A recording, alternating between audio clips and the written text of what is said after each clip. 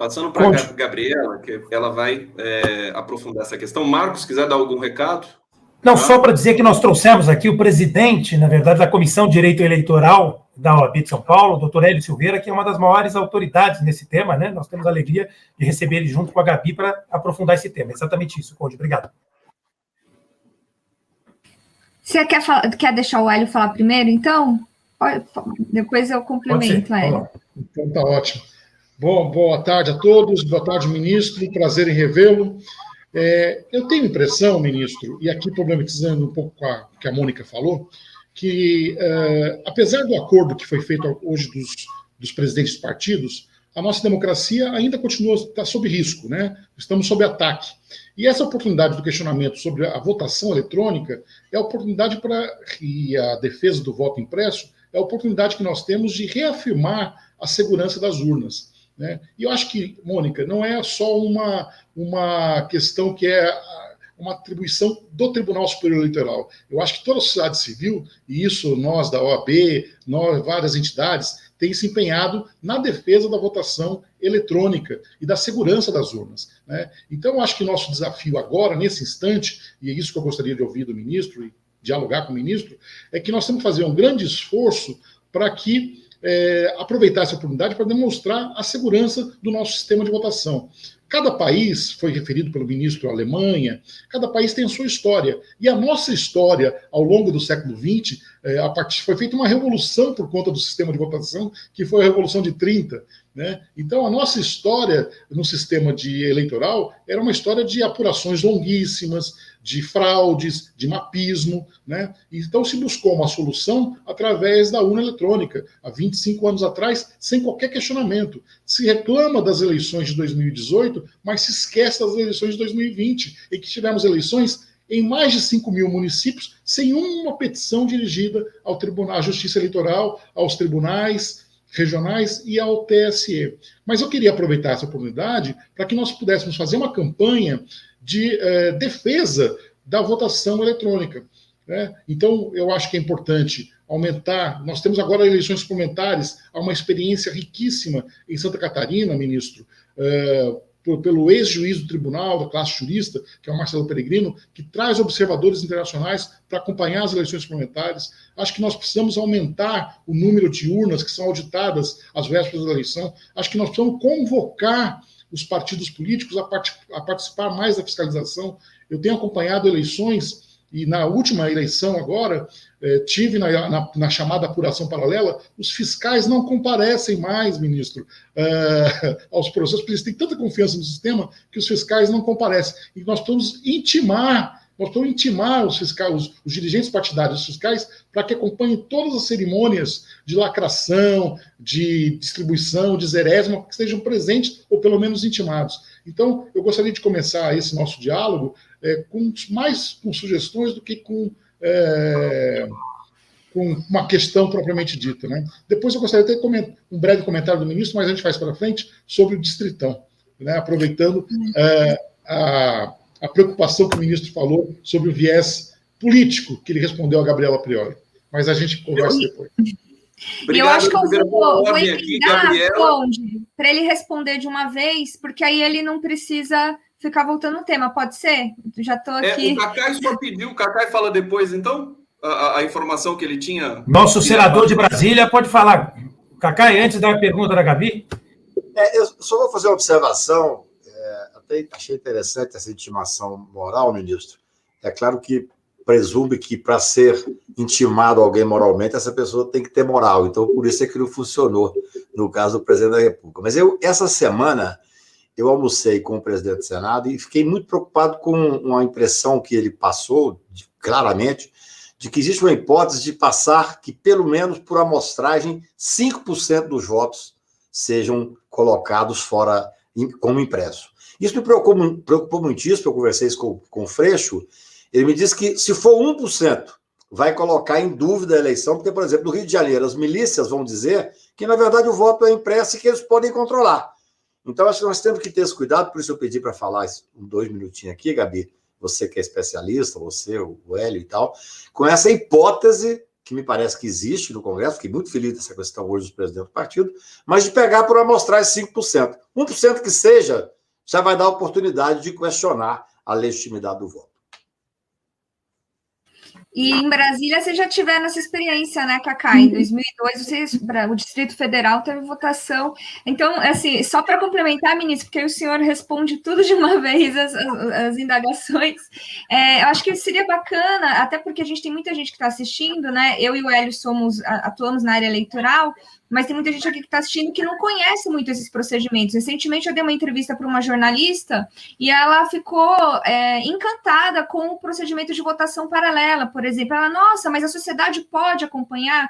Porque uma das coisas que são muito recorrentes nas críticas às urnas eletrônicas é de que há uma dificuldade de um cidadão comum entender como auditar as urnas eletrônicas. Então, eles se sentiriam alijados do processo de fiscalização. E muitas pessoas não sabem que existe o teste público de segurança, que existe a votação paralela, que ela é aberta à participação da sociedade, né? Até o senhor teve, acho que faz um mês, mais ou menos, o senhor iniciou uma campanha de divulgação de como funciona a auditoria das urnas. Então, acho que seria interessante se o senhor pudesse explicar também de uma forma didática para as pessoas que não são muito da área, como é que as urnas podem ser auditadas sem que seja necessariamente feita por um especialista técnico em tecnologia e segurança da informação. E aí depois a gente pode continuar o debate, mas são muitas perguntas de uma vez, né? Está mutado, ministro, o seu áudio está mutado, milhares de pessoas nos acompanhando. Parabéns, Gabi, por essa pergunta, porque eu acho que é uma oportunidade também da Rede Prerrogativas ajudar no esclarecimento dessa questão. Vamos lá, ministro. Vamos lá, Marco. Nem no Senado a minha sabatina foi tão árdua. Começando pelo comentário do nosso querido ministro José Paulo Sepúlveda Pertence, ex-presidente do Supremo, ex-presidente do TSE, um dos maiores que já passaram pelo Supremo Tribunal Federal, uma figura emblemática, querida e admirada por todos nós, um juiz modelar. O custo, Zé Paulo, 2 bilhões foi o orçamento que o TSE fez. O orçamento não é orçamento chutado, não, orçamento itemizado.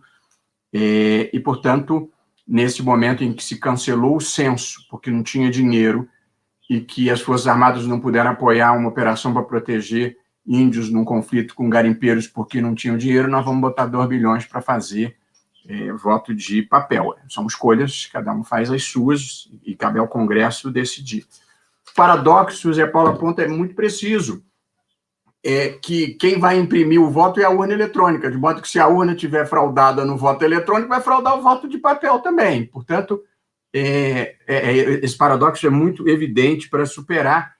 Aproveitar aqui, o ministro Pertence mencionou e merece a homenagem, o ministro Carlos Mário Veloso, que foi o grande coordenador da implantação, hoje parece natural e óbvio, mas eu sei como é difícil inovar no Brasil, e, portanto, quando ele teve a ideia lá atrás e liderou esse processo, eu imagino as dificuldades que terá tido e merece o nosso reconhecimento, e, portanto, nós vamos criar uma solução arriscada para um problema que não existe. Hélio, há um problema, e você destacou, e que eu queria enfatizar, que é o problema do sigilo. Porque a urna eletrônica, eu já, Gabi, vou explicar o passo a passo, mas a urna eletrônica, ela tem um arquivo que se chama Registro Digital do Voto, que é como se fosse a velha urna de lona, só que digital. Todos os votos estão lá. Só que eles são segregados. Você tem o voto para presidente, o voto para senador, o voto para deputado federal, o voto para deputado estadual. No voto impresso, no modelo proposto, você vai ter toda a composição do voto. Então, depois de ter votado, aparece na tela o voto do eleitor. Quem ele votou para presidente, para governador, para senador, deputado federal, deputado estadual. É isso que vai ser impresso. E, portanto, você vai ter toda a composição do voto. Quem comprou o voto, e o Brasil, infelizmente, ainda tem muito problema de compra de voto, vai poder conferir na recontagem se o voto foi entregue com a composição integral. E para garantir que foi entregue o que foi comprado, pode combinar assim, nós vamos anular o voto para deputado estadual. E aí você vai poder saber em quem aquele eleitor votou. A milícia vai poder saber, o tráfico vai poder saber, as facções criminosas vão poder saber, o parlamentar que compra vai poder saber. De modo que nós temos um dramático problema de risco para o sigilo do voto, o que em algumas partes do Brasil pode significar risco de vida. E o Hélio falou, e com muita propriedade, cada país tem as suas circunstâncias. Eu fui, amigos, como observador, há 2, 3 semanas atrás, das eleições do México. A eleição do México é na cédula, depois coloca numa urna plástica. Lá, aparentemente, isso não foi um problema grave. Mas lá, numa das sessões eleitorais, felizmente não a que eu estava, entrou um cidadão e jogou uma cabeça humana, rolando na sessão eleitoral. E eu li a notícia com espanto, mas maior foi o meu espanto quando eu li o complemento da notícia, que dizia, na fuga, o sujeito que jogou a cabeça deixou cair várias mãos humanas. Portanto, cada país tem as suas aflições e as suas circunstâncias. E seria um complexo de inferioridade indescritível nós que resolvemos o problema das fraudes passarmos a imitar os alemães para criar um problema que eles não têm. Portanto, é uma coisa tão absurda, chega a ser difícil até de encontrar os argumentos, com a preocupação que eu tenho de tratar todas as pessoas com respeito e consideração, e, portanto, não menosprezar a convicção de ninguém. Gabriela, eu de fato gravei um vídeo de 15 minutos e gravei um vídeo de 3 minutos explicando o passo a passo, e depois, por recomendação de uma instituição internacional, eu gravei o vídeo em inglês, eu gravei em português, gravei em inglês, gravei em espanhol e gravei em francês. Só para as pessoas contam vitória, deixa eu contar uma derrota. E aí eu falo inglês com razoável fluência, eu falo espanhol com razoável fluência, eu aprendi francês já com idade avançada, não tenho uma pronúncia notável no meu francês. E aí um gaiato na rede social escreveu assim, parece o Joel Santana. Mas a gente tentou em muitas línguas explicar como funciona. E como funciona, Gabriela, eu até puxei aqui para não pular nenhum item. Nós temos, tudo começa com a abertura da urna. Nós convocamos um teste público de segurança, convocam-se as universidades, qualquer cidadão especialista em computador, hacker que queira se inscrever, partidos políticos, Polícia Federal, e eles vêm ao TSE e recebem a urna com o sistema e são convidados a tentar violar a urna eletrônica. Sempre lembrando, a urna eletrônica brasileira, Gabriela, como você sabe, nunca entra em rede. Ela não é hackeável. O sistema do TSE pode ser invadido.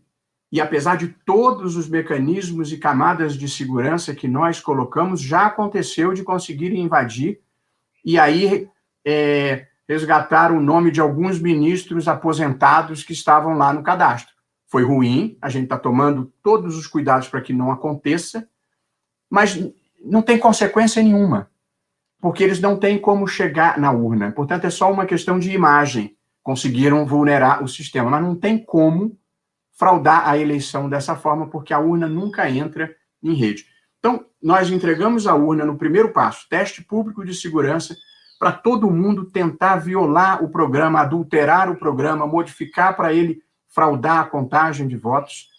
Nunca conseguiram.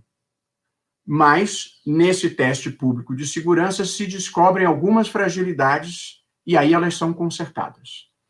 E aí é elaborado o programa que vai ser inseminado na urna. O programa são as ordens para o computador e os dados são o nome dos candidatos e o nome dos eleitores.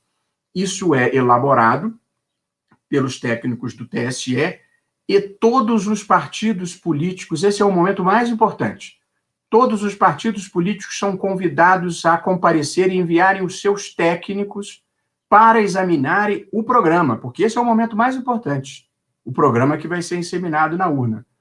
E aí, quando é aprovado por todos, é assinado digitalmente por mim, presidente, ou quem vier a ser o presidente, pela Polícia Federal, pelo Procurador-Geral da República, pelo presidente da OAB e pelos representantes dos partidos.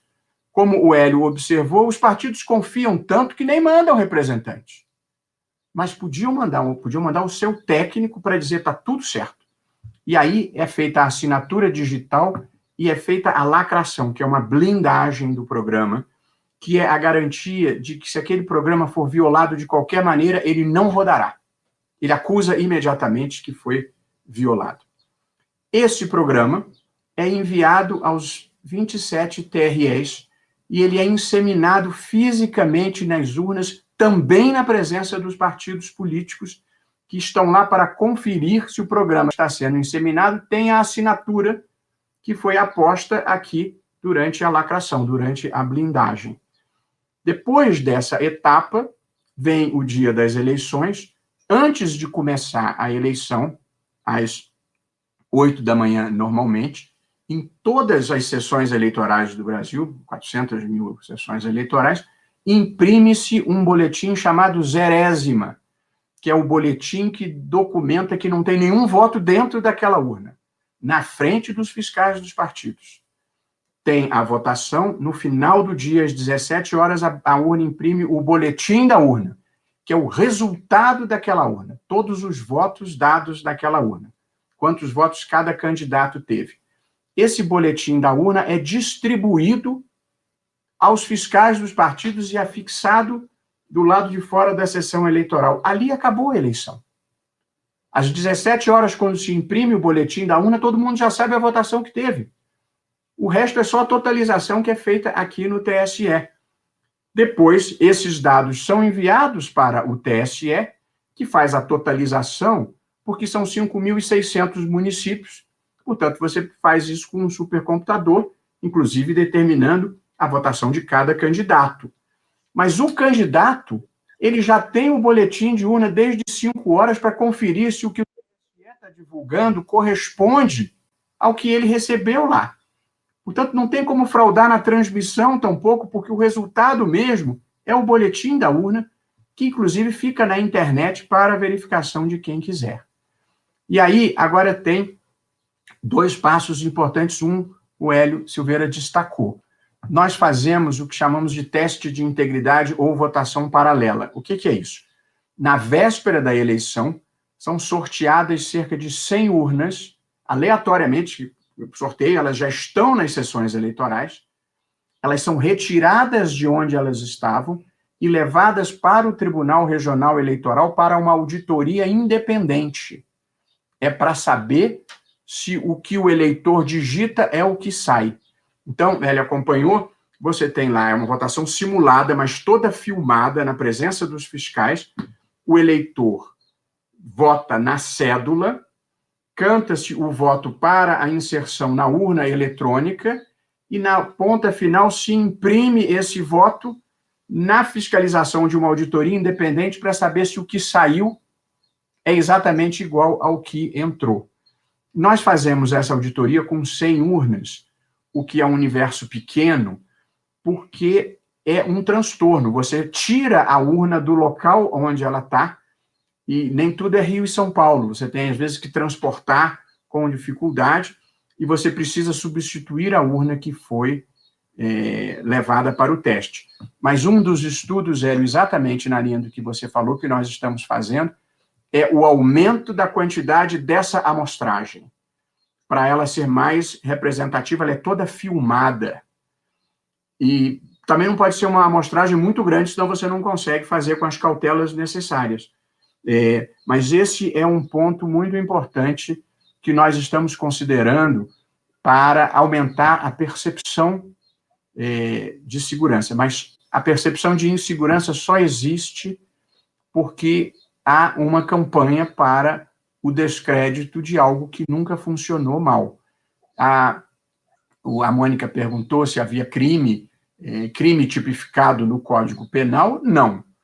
Agora, determinados comportamentos, se forem considerados como atentados à liberdade do voto ou à democracia, pode eventualmente ser crime de responsabilidade, mas aí não é uma matéria para o judiciário, é uma matéria política para o Congresso Nacional. E, por fim, Gabriela, tem o RDV, que é o Registro Digital do Voto, que é a urna de lona em versão eletrônica. Todos os partidos podem requerer esse arquivo e, se quiserem, podem, usando o seu próprio software, imprimirem e periciarem esse arquivo para ver se acham alguma coisa. Portanto, não tem, nunca aconteceu, e um ponto importante que eu destaquei é a eventual, porque dizem, não, mas invadem a NASA, invadem o FBI, invadem o Pentágono, por que não vai invadir o TSE?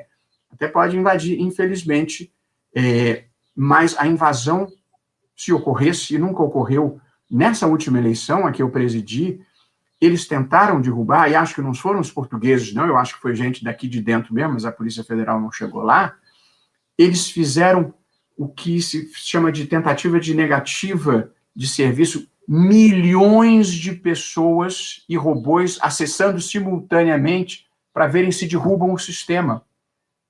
Mesmo que tivesse derrubado o sistema, a urna continuaria salva. Não tem como fraudar a eleição. Obrigado.